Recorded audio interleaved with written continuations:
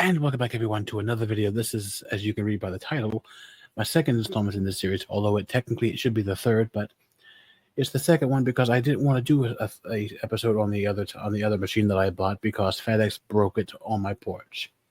The day that it was delivered, the day after it was supposed to be delivered, Mr. Burly Caveman FedEx man took a box that said fragile on it, box said fragile, and went whew, on the porch it goes, breaking the carriage by snapping the band that allows it to move when you go.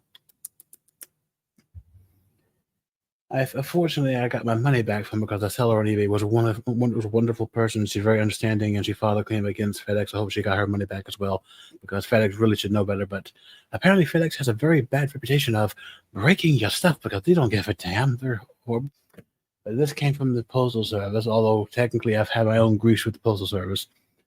This thing took 3 weeks to get here from Missouri, which from where I live is about a 9-hour drive. I waited 3 weeks to get this thing. I can't blame the snow because I've been getting packages from California and half that state's been on fire this month. But it is a big box, so I have to open it up here, and my testing for it's going to have to be done from a different angle through my phone, which is a portable. My last typewriter that FedEx damage was a desktop. It didn't have a case covering the protective carry or anything, unlike this one, which has its case covering.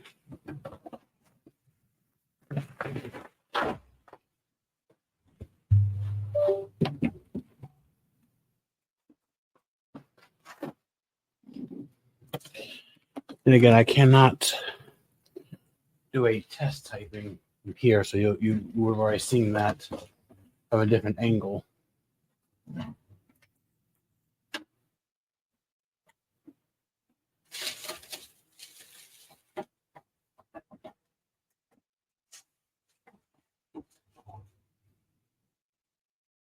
Take the top of it off.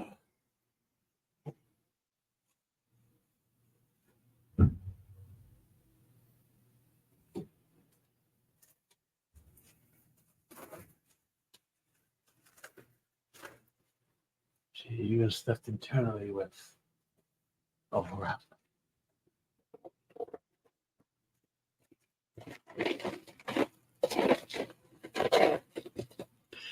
At least he made sure that the carriage wasn't going to go anywhere. Now that's kind of why I wish it was a Royal. Royal portables have that little switch on the side, at the bottom of the carriage, allows you to lock it in place.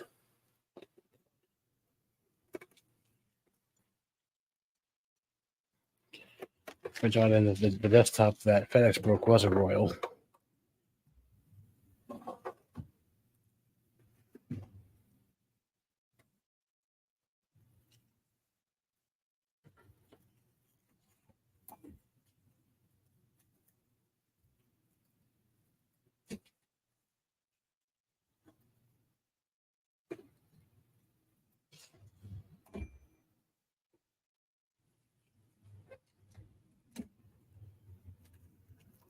Well, I don't.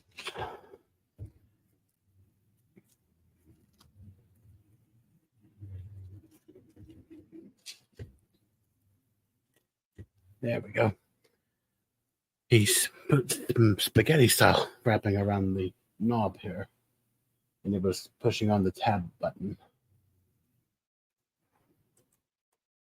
And of course, it's got its own fair share of blemishes. I knew this from the start, but I'm going to have to go on and get a new key for this. It's missing another key. It's missing one of its key things. It'll still work. It's just it needs to have it's like needing a false tooth. I knew that when I bought it, which is why it was so affordable.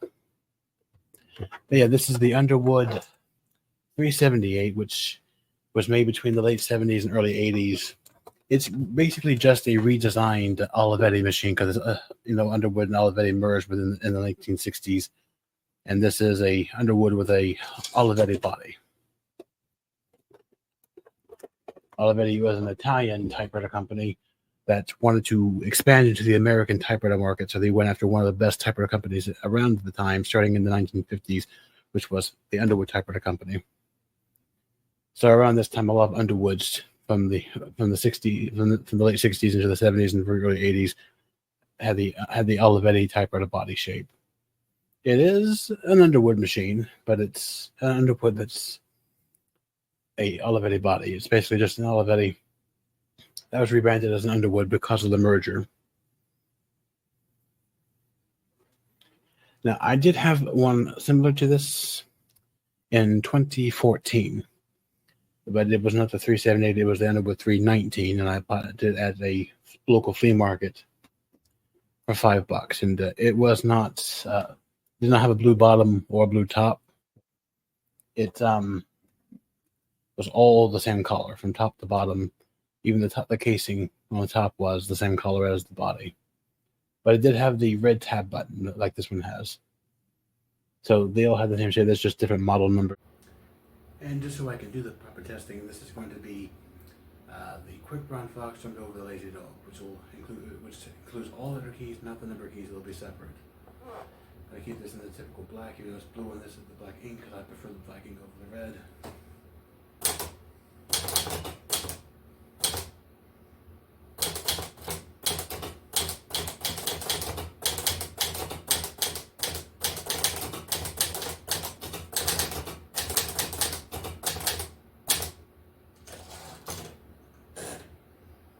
It's got a very nice ribbon in it, so either the ribbon's been well preserved or the seller thankfully put it in a new ribbon for me, saving me the time of ordering one. And for the number keys, which is 2 through 0, because this doesn't have a one key for that, you have to use a lowercase l, so we'll go with this.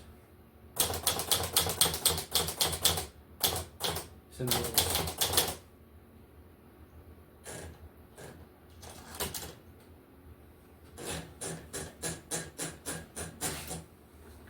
It types wonderfully, and I always follow the method of putting 2 sheets of paper in for these old platens. You don't know if they're good or not. If they're too hard, you want to have 2 pieces of paper for cushioning.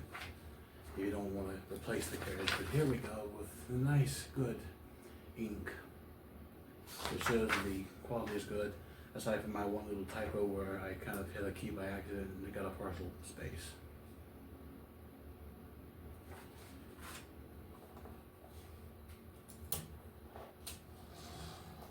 And of course the bell does ding.